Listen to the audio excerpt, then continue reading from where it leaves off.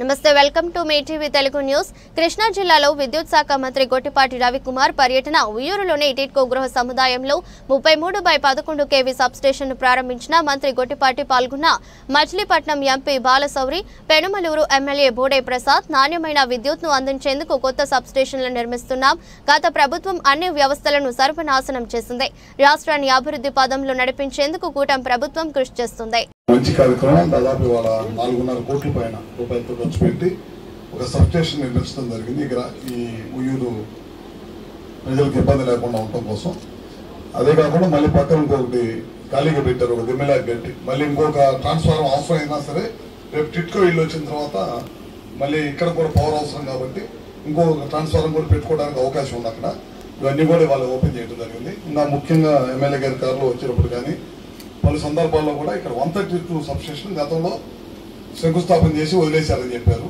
అది తప్పకుండా ఆల్రెడీ ఒకసారి డిపార్ట్మెంట్కి చెప్పాము. ఎంతో ఫీజిబిలిటీ రిపోర్ట్ తయారు చేయమను, అవి కూడా తప్పకుండా చేస్తామని తెలియజేస్తున్నాను. అదేవిధంగా పెడనకి సంబంధించి కానీ లేకపోతే ఇక్కడ ఏపీఐఏసి ఇండస్ట్రియల్ ఎస్టేట్ ఉంది కారిడార్, అక్కడ కూడా సబ్స్టేషన్ కావాలన్నారు. రాబోయే రోజుల్లో మచిలీపట్నంలో పోర్ట్ యాక్టివిటీస్ విపరీతంగా పెరుగుతాయి. ఇందాక బాలశౌరి గారి గురించి కూడా మన ఎమ్మెల్యే గారు చెప్పారు. పోర్టుకు సంబంధించి ఏ విధమైన అవసరం ఉందో అది కూడా చెప్పడం జరిగింది.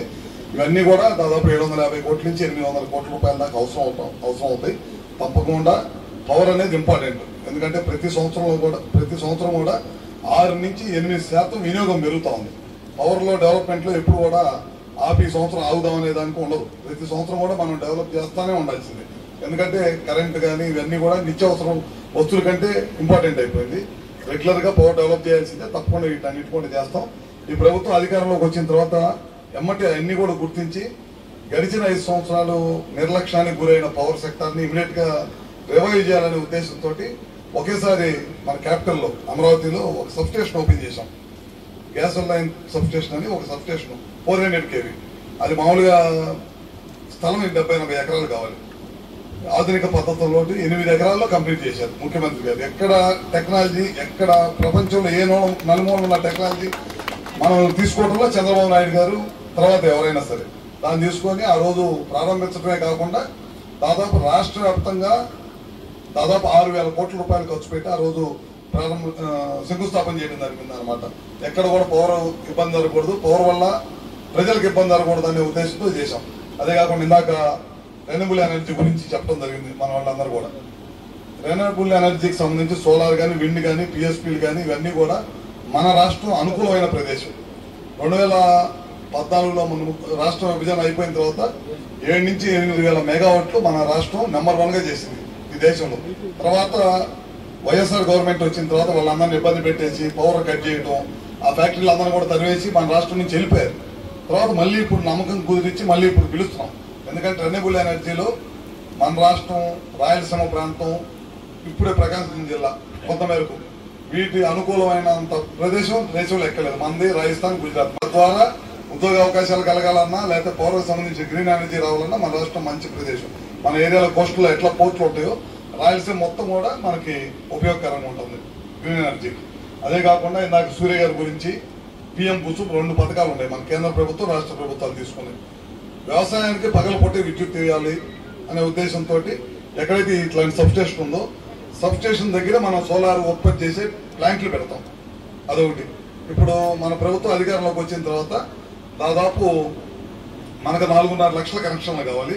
ఇప్పుడు 3 లక్షల కనెక్షన్లు ప్రధానమంత్రి గారు మన రాష్ట్రానికి ముఖ్యమంత్రి గారు లెటర్ రాయగానే శాంక్షన్ చేసి ఇమీడియట్ గా ఇప్పుడు టెండర్లు కూడా పిలవడం జరిగింది.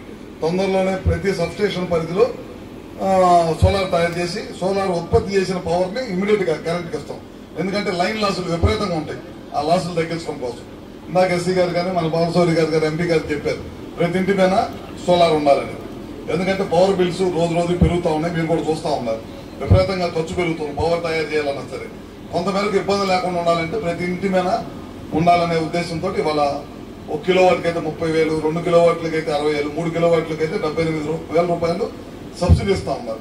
ఎస్సీ ఎస్టీలకి అయితే ముఖ్యంగా మన రాష్ట్ర ప్రభుత్వమే ముఖ్యమంత్రి గారు ఏం చెప్పారంటే మనమే పెట్టుకొని చేద్దాం ఎస్సీ ఎస్టీలకి. బీసీలకు వచ్చేసరికి ఇంకొక అదనంగా ఇంకొక 20,000 రూపాయలు మనం మన రాష్ట్రం నుంచి కూడా ఇద్దామని చెప్పారు. అవి కూడా తొందరలోనే పని స్టార్ట్ చేయాలి. ఎస్సీ గారు మీరు వెండర్స్ ఎవరైతే చేస్తారో వాళ్ళని పిలిపించండి. ప్రతి ఊర్లో 10-15 చేపించాం.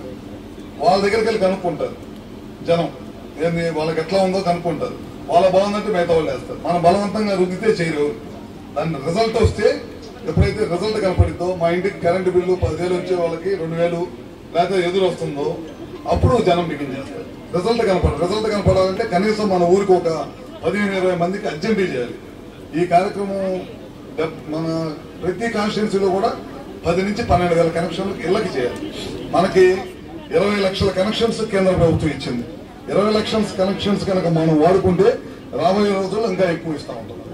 ఇవన్నీ కూడా తప్పకుండా చేయాలి. ఇవాళ కూడా చూశాను పొద్దునే సాక్షి పేపర్లో ఏం రాశారంటే, కూటమి ప్రభుత్వం అధికారంలోకి వచ్చిన తర్వాత విపరీతంగా కరెంటు బిల్లులు పెరిగినాయి అని చెప్పి వాళ్ళ పొద్దున్నే మళ్ళీ తప్పుడు వార్త మళ్ళీ ఒకటి రాశారు.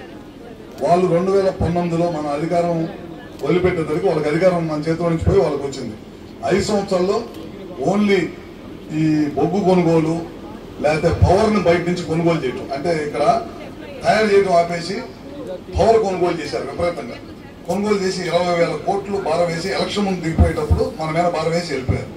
పోయినసారి అసెంబ్లీలో కూడా వివిధ రకాల క్వశ్చన్లు వేశారు. క్వశ్చన్లు వేస్తే సమర్థవంతంగా మేము ఆన్సర్ చెప్పిన తర్వాత మేలకుండా వెళ్ళిపోయారు. మళ్ళీ వాళ్ళ పేపర్లో రాశారు. ఏం చేస్తున్నారంటే వాళ్ళు చేసిన తప్పులన్నీ కూడా మళ్ళీ మన మీద రుద్దే ప్రయత్నం చేస్తున్నారు. వాళ్ళు చేసిన కరెంటు బిల్లు, వాళ్ళు పెంచిన కరెంటు బిల్లుకు వాళ్ళే ధర్నాలు చేయటం, వాళ్ళే అసెంబ్లీలో క్వశ్చన్లు వేయటం, వాళ్ళు మన మీద రుద్దే ప్రయత్నం చేస్తూ ఉన్నారు. ఇంకా వైఎస్ఆర్ సీట్లు వచ్చినా సరే ఇంకా బుద్ధి అయితే మారలా. మనందరం కూడా అప్రమత్తం ఉండి ఎప్పటికప్పుడు చెప్పాలి. పెన్షన్స్ కూడా మనం చూశాను.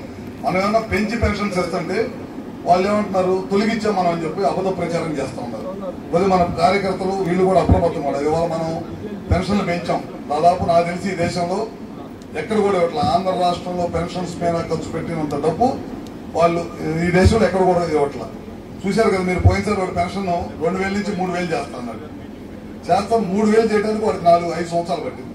మనం ఒక సంతకంతో 3,000 నుంచి 4,000 చేసాం, కొన్ని 4,000, 6,000 చేసాం. కొంతమందికి 15,000 ఇస్తున్నాం. దాదాపు 25 లక్షల మందికి 10,000 ఇచ్చే పెన్షన్స్ కూడా ఉన్నాయి. మనం ఇవాళ రోడ్ల కోసం దాదాపు 800 కోట్లు ఖర్చు పెట్టాం. వాడు 1 కిలోమీటర్ తార్ రోడ్ వేయాలి, 1 కిలోమీటర్ కూడా తార్ రోడ్ వేయాలి. మనం 800 కోట్లు మొదటి విడతగా రిలీజ్ చేసి ఖర్చు పెట్టాం. ఇప్పుడు మళ్ళీ ఒక 600 కోట్లు ఇచ్చారు. రోడ్లు పెట్టాం, ఉచితంగా గ్యాస్ ఇస్తున్నాం. రేపో మాపో మళ్ళీ పిల్లలు చదువుకు డబ్బులు ఇస్తామని చెప్తున్నాం, రైతులకి డబ్బులు ఇస్తామని చెప్తున్నాం. ఇవన్నీ కూడా మనం ఒకదాని తర్వాత ఒకటి చేస్తున్నాం.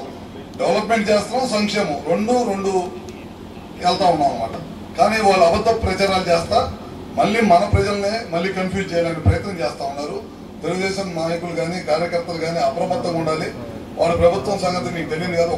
ఒక 5 సంవత్సరాలు అవకాశం ఇస్తే ఈ రాష్ట్రం 20 సంవత్సరాలు వెనక్కి తీసుకెళ్ళారు. కానీ ఖచ్చితంగా అందరూ కూడా అప్రమత్తంగా ఉండాలి. చంద్రబాబు గారి నాయకత్వంలో కూటమి ప్రభుత్వం ఖచ్చితంగా ఏదైతే ఆ రోజు హామీ ఇచ్చామో అవన్నీ చేస్తాం. అవే కాకుండా రాజధాని పూర్తి చేస్తారు, పోలవరం పూర్తి చేసే ప్రక్రియ ఉన్నాడు. వాళ్ళు 5 సంవత్సరాలు కాంట్రాక్ట్ మార్చడం వల్ల డయాఫ్రామ్ వాల్ మొత్తం కొట్టుకుపోయి వాళ్ళు మళ్ళీ 400 కోట్ల రూపాయలతో అయిపోయే డయాఫ్రామ్ వాల్ ఇవాళ మళ్ళీ 1000 కోట్ల రూపాయలు ఖర్చు పెట్టాల్సి వచ్చింది. ఇవన్నీ భారం ఎవరి మీద పడుతుంటే మన ప్రజల మీద పడుతుంది. ప్రజల మీద పడిన భారాన్ని మళ్ళీ మన మీద వేసే ప్రయత్నం చేస్తాం, మన ప్రభుత్వం మీద వేసే ప్రయత్నం చేస్తున్నాడు. మనం అందరం కూడా అప్రమత్తంగా ఉండాల్సిన అవసరం ఉందని చెప్పి కూడా మరొకసారి తెలియజేసుకుంటూ, ఇందాక మన వాళ్ళు చెప్పారు టిట్కో హౌసెస్. ఇందాక మేము వస్తుంటే కారులో ఫోన్ చేస్తే ట్రై చేస్తే దొరకలేదు. మళ్ళీ ఎమ్మెల్యే గారు చేశారు, మినిస్టర్ గారు. ఒక 300, 460, 380 3 రకాలు ఉన్నాయి. అందుట్లో ఒకటి ఇంకా క్లియర్ కాలేదు. మిగతా 2 ఏదైతే ఉన్నాయి క్లియర్ అయిన బ్యాంకర్స్ కూడా ఒప్పుకున్నారు. లోన్స్ కూడా అవన్నిటి కూడా తొందరగానే కంప్లీట్ చేస్తా ఉన్నారు. అది కూడా తొందరగా చేస్తారు. లోపల ఉన్న ఇన్ఫ్రాస్ట్రక్చర్ కూడా ఏది రోడ్స్, వాటర్ అవి కూడా తప్పకుండా చేస్తామని ఇప్పుడు వచ్చినప్పుడు చెప్పారనమాట. అవి కూడా చేస్తాం. ఉయ్యూరులో 33/11 kV సబ్స్టేషన్ అడిగారు, ఇమీడియట్ గా తప్పకుండా చేస్తాం. అదేవిధంగా కృష్ణా జిల్లాకు సంబంధించి ఏదైనా సరే తప్పకుండా నా వంతు కృషిగా తప్పకుండా చేస్తానని చెప్పి కూడా సభాముఖం మీ అందరికీ తెలియజేసుకుంటూ, అట్లానే మరొకసారి పేరు పేరున ఎంపీ గారికి కానీ మన ఎమ్మెల్యే గారికి అందరూ కూడా నమస్కారాలు తెలియజేసుకుంటూ సెలవు తీసుకుంటాం.